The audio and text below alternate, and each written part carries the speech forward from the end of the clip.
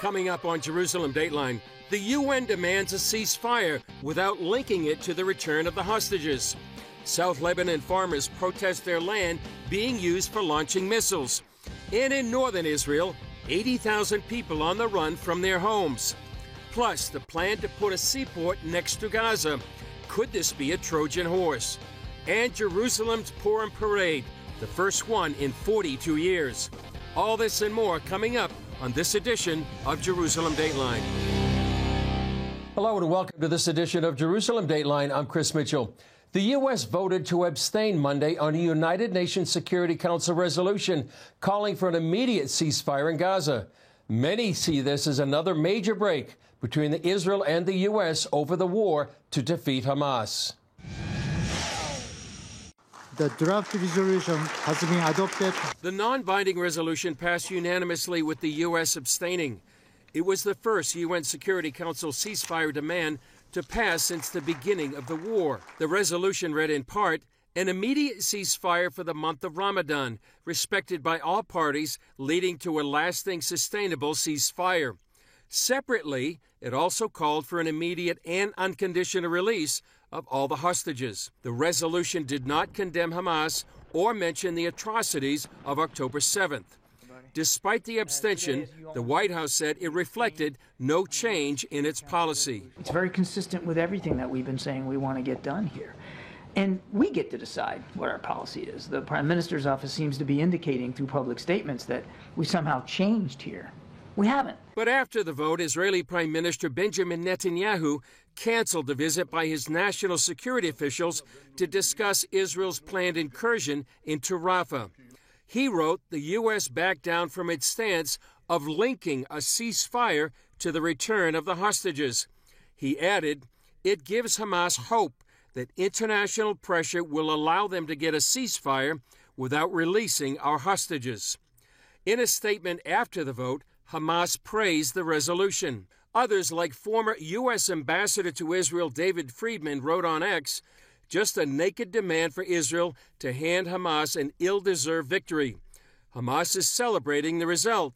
That tells you all you need to know. Former President Donald Trump told an Israeli newspaper that Israel has to finish its war on Hamas. We've got to get to peace. You can't have this going on. And I will say Israel has to be very careful. Because you are losing a lot of the world, you are losing a lot of support. Representative Mike Waltz sharply criticized the move. It's shameful. We don't go neutral when it comes to Israel. It's ridiculous. And if I were Netanyahu, I would pull back his delegation. Democrat Senator John Fetterman wrote, it's appalling the United States allowed passage of a resolution that fails to condemn Hamas. Republican Senator Ted Cruz wrote, today's resolution is a capitulation to and victory for Hamas. But Senator Bernie Sanders praised the resolution and wrote, the U.S. must push all parties to honor this ceasefire and rush massive humanitarian aid into Gaza to feed starving people. Israeli Defense Minister Yoav Gallant, already in Washington, warned of consequences if Israel does not defeat Hamas. We have no moral right to stop the war in Gaza until we return all the hostages home. If we do not reach a clear and decisive decision in Gaza, it may bring us closer to war in the north. Well, joining me more to talk about this UN resolution is our CBN News Middle East analyst, John Wagi. In our studio, John, this seems to be a series of things going on between Israel and the U.S., really straining this relationship like never before. Yeah, Chris, you know, it hasn't even been 6 months, and it seems like more than that this atrocity committed by Hamas led to the war that ensued. And you look back on that time, remember in November, it was just November of last year when President Biden came and they had the big bear hug at the airport with Prime Minister Netanyahu.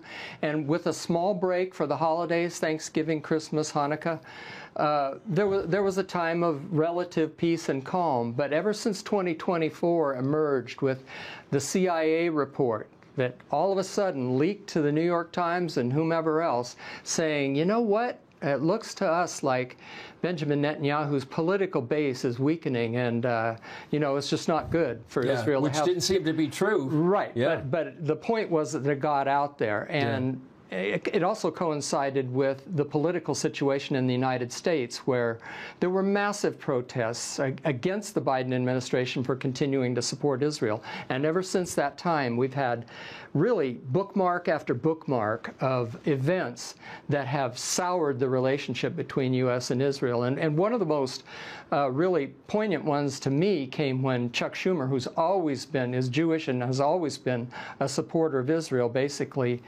turned on Netanyahu and turned on the current Israeli government. And I thought at the time that I sensed that might be like a political Chernobyl, that we would see a meltdown. And it looks like that's what's happening now, culminating in this last UN vote, where it's clear that the breach is really serious between the Biden administration and Israel. I don't say the United States and Israel because public support is still strong for Israel, basically speaking, in the United States. Yeah. Talk about the resolution a little bit, because it did call for an immediate ceasefire during Ramadan, and it also called for the unconditional release of the hostages, but it didn't link the two. It didn't link the two, and that was Prime Minister Netanyahu's major complaint. The reason he decided not to send the delegation to Washington was that if you're not going to condition the release of the hostages, and by the way, not mention the atrocities committed by Hamas, well, there's no reason for us to go to Washington, because we can't accomplish anything. And Netanyahu has said and pledged over and over to his soldiers that they will continue to the victory, military victory over Hamas, because anything other than that represents an existential threat. Yeah, so, and if anything, it seems to strengthen Netanyahu politically, because the country seems to behind him. The soldiers are behind him. They want to make sure that they go to total victory. Right, and there is a certain amount of upset over the Netanyahu's standing with the public, but it's still he's still strong enough because the country doesn't want the division. Talk about the impact on the U.S. What does this mean for the U.S.? And we've talked about this before, the U.S. and the U.K., nations that are turning against Israel. Right. And I wouldn't limit it to those two nations. I think that every nation on earth is going to see more of a shaking as a result of this split that's happening between the United States' greatest ally in the Middle East and Israel. You know, I think back to a story you did, Chris, just a very short time ago, when you were up in the north at Kiryat Shimona, and Colonel Marco Moreno said, and I wrote it down, there's going to be war in the north. Right. And I think that the implications are that these powers, these enemy powers of Israel, are going to be emboldened to take steps that we don't even know what they might take. Russia, China, North Korea, Syria, the Hezbollah in Lebanon, and of course the other Iranian proxies, not to mention Iran itself. Yeah. So. Well, it's true. It could be global implications, and also, you know, valleys. Many nations in the valley of decision right now. Good time to pray. Exactly. Thanks, John. Up next, farmers in South Lebanon putting their foot down about Hezbollah on their land.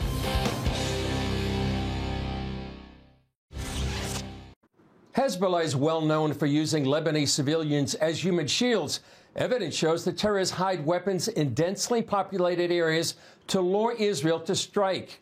In this exclusive report, George Thomas shows us how the group uses Christian farms in the south to target Israel. 3 kilometers from here, you can see my village there. You can see my olive orchards, my pine trees, and my pecan trees. They get shelled every day since the beginning of war. Joseph, a Christian farmer here, and 12 of his workers recently came very close to losing their lives. I saw death in my eyes. We're concealing his identity because he lives among Hezbollah supporters.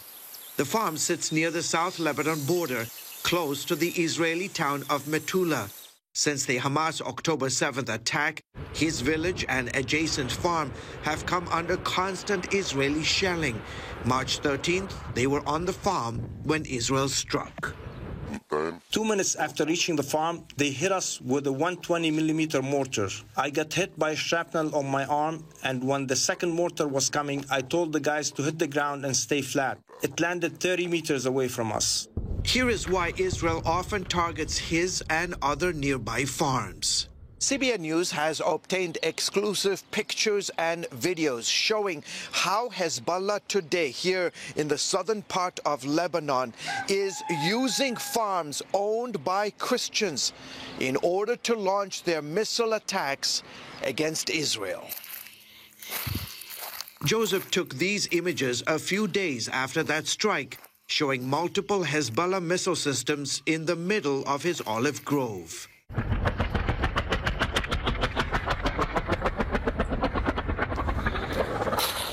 They keep using our land as a launching pad. They assemble their missiles here, then fire them into Israel. He's been losing money since daily border fights erupted 5 months ago. We don't want our land to be a staging ground for war between these two parties. We take no part in this. What's happening in Gaza is not our war.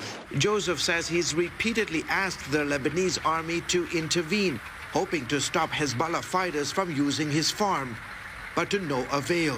South Lebanon is under Hezbollah control, and Joseph says Lebanese authorities have little sway over the terrorist group. We have become accustomed to these strikes happening to us because we live close to the Israeli borders. Sadly, we have no say in peace or war. We Christians always pay the price. Since war began in Gaza, Hezbollah has fired more than 3,000 rockets at Israeli civilian and military targets, forcing the evacuation of more than 150,000 civilians on both sides of the Israel-Lebanon border. The more the war goes on, the more I lose money. Israel and the Lebanese government came to an agreement recently that would allow Christian farmers to work on their properties during certain times of the week. Joseph says he's not taking any chances. After cheating death once, I don't dare to go to my farm again. George Thomas, CBN News, South Lebanon. Coming up, mounting attacks from Hezbollah in southern Lebanon. What will it take to stop them? With Israel's war with Hamas in its 6th month, fighting Hezbollah in the north continues to develop. CBN News Middle East correspondent Julie Stahl takes us to one border town to see how untenable life has become for the few who remain. This is Metula, Israel's northernmost town, sitting about 50 feet from the Lebanese border. Since October 7th, Hezbollah has rained down more than 150 rockets and anti-tank missiles at the 620 homes here. CBN News joined other journalists on a brisk tour as town council head David Azulai urged us to keep moving due to potential danger. I'm standing in a house in Metula that was hit by Hezbollah fire. 130 homes in this tiny border community have been hit by Hezbollah fire. Metula is actually older than the state of Israel, and now there's no residents allowed to stay here. We can't enter our houses. I am the head of the council. I live on the eastern side. For 3 weeks, I didn't go into my house except to take clothes. I'm not sleeping at home. Almost all the town's 1,600 residents evacuated within the first 2 weeks of the war. Only 30 security personnel remain, staying in a protected area. Houses empty, ripe fruit hangs on garden trees. Fortunately, no one has been killed here, although 1 civilian and 2 soldiers have been wounded. The car behind me was hit by Hezbollah fire. The driver was getting out at the time. He was wounded, but he managed to survive. Azulai says peace is the only answer, and there's only one way to it. The moment the Americans and Iranians finish the story and there is no more threat, there also won't be Hezbollah, because the one who activates Hezbollah is Iran. Everything starts with Iran and spreads out. By the way, Iran is also against the Americans and the Israelis. Former IDF intelligence officer Sarit Zahavi feels like war began in the north on October 8th. It's a little bit different from the south because here the communities are even closer to the fence, and there are many of these like that. That's 43 communities that became ghost towns. Zahavi says since the 2006 war with Lebanon, the north has been relatively quiet, with only dozens of attacks. As a mother and resident here, her fear is what life will look like going forward. Now we have daily. The average of attacks coming by Hezbollah itself claiming responsibility is an average of about 50 attacks every week in the past few months. And remember, they are not supposed to be there at all by UN Security Council resolution. That's why we saw the preparations for an invasion. We saw how they were deployed on the border. 10 years ago, Hezbollah publicized a plan on its television station for thousands of fighters to invade and take over the Galilee. The idea is to enter into communities from various areas along the borderline, while each force that will enter will have a mission. And the mission is a civilian community. Nahariya, Shlomi, to trap civilians to become human shields, to take over the main roads, to block the main roads, to prevent any assistance from coming. All the principles that we saw that Hamas executed in October 7 exist in a Hezbollah invasion plan from a decade ago. Zahavi believes Hezbollah now prefers to drag Israel into a war rather than invade. She adds, given its entrenchment, forcing Hezbollah to withdraw from southern Lebanon, as Israel is demanding, won't truly provide this region the security it needs. Everybody's talking about withdrawal of Hezbollah, right? What is Hezbollah? It's a terrorist organization, it's a social movement, and it's a political party in Lebanon, member in the Lebanese government and the Lebanese parliament. And that's why I think that the wording, if we talk about a diplomatic arrangement, should refer to disarm rather than withdraw. Zahavi maintains it's clear that Hezbollah's loyalty is not to Lebanon or its people. They follow Iran, its ideologies and its interests, because the regime has a plan to unite all fronts: Hezbollah, Hamas, Islamic Jihad, and other proxies. This is a painting that was done on the Lebanese side. You can understand the idea. On their way to Jerusalem, that's the mission, that's the idea. Julie Stahl, CBN News, Northern Israel. Up next, who's implementing the construction of a seaport alongside Gaza? One expert calls it a Trojan horse. Thank you for watching Jerusalem Dateline. We're committed to providing you with unbiased reporting from the Holy Land. Through weekly broadcasts, podcasts, and online media, our vision is to reach millions around the globe with the true story of what's happening in Israel and the Middle East, all from a biblical and prophetic perspective. This is a big vision and is only made possible by the generous support of people like you. Call us toll-free at 1-800-700-7000 or go to cbn.com/Jerusalem Dateline and make a donation that will help spread the light of truth about Israel throughout the world. At this year's State of the Union speech, President Joe Biden proposed establishing a pier or port in the water next to Gaza for bringing in humanitarian aid. That raised the question, who would manage it? We asked Middle East analyst Yigal Carmon for his thoughts about it all. Yigal Carmon, founder of Memory Middle East Media Research Institute, seen around the world. You've written an article recently called "A Small Step for President Biden, a Large Step for Total War." And you're kind of focusing on the fact that there was this port coming into Gaza to bring humanitarian aid, but it was given to Qatar. Why is this so important? Okay. When I heard about the initiative of the port, I was happy, and I wrote an article called Port of Hope, which can mark the reversal from Hamas to UAE, the PA, Jordan, the Emirates, all the peace seekers. And I said it's no less than a miracle that the administration will go for such an act to implement their seeming vision of peaceful agreement. But in no time, I turned to be proven them wrong. The administration granted this port to Qatar, which is granting it to Hamas. Simply, Qatar is Hamas, Hamas is Qatar. Giving it to Qatar means giving it to Hamas. They did a conference call, and who is the minister of Qatar that is dealing with this port? The one that is in charge of relations with Iran. So Mohammed al-Khulayfi. So there is who we get to deal with the port. Now, the port will become another stronghold for Hamas, and they will control the population. Now, what would be the result? The administration wanted to have an achievement for November, something to ease the pressure on the population, etc. But the Palestinians and Arabs and Hamas, all of them, all the anti-Americans will not perceive it as an act of care, as an act of human values of America, which it has. No, they'll perceive it as weakness. And what will happen as a result? That America cannot stand by its ally and by all its allies, including UAE, Saudi Arabia, none of them.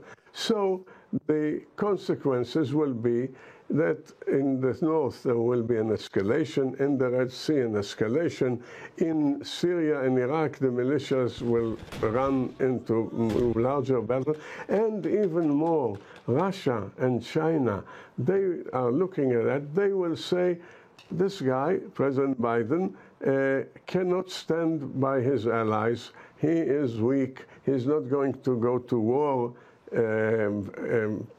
come November. So this is our time. Let's go. And so the Russians will escalate in Ukraine.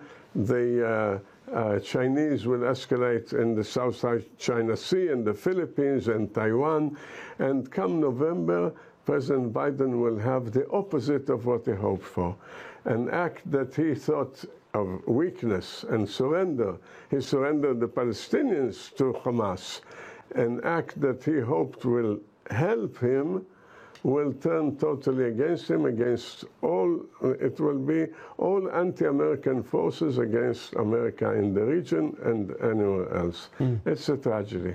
It is a tragedy. And so you think a lot of this is motivated by presidential politics, by the election, and yet the reverberation here in the Middle East and around the world. And it will get the opposite result, exactly the opposite result of what he hoped to reach through weakness and surrendering his allies. Well, Yigal Carmon, thanks for your analysis, your insight. It's invaluable during these days when Israel's facing so many threats.